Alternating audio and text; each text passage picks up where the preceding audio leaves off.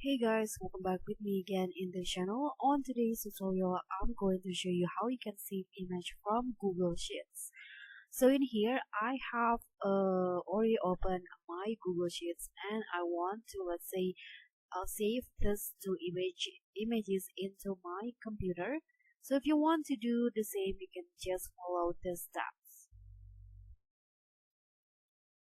So first, just select a three photos that you want to save, and then after that, you can just click on the Shift button on your keyboard, and then click on the right click on the mouse until this will show up. And this pop up, and you'll see that this options image as. Click on that. Just choose the uh, folder that you want to save the image. Just click on Save button.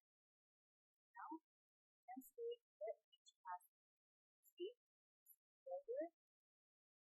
This is the image saved as saved. So you can just do the same steps for the second image.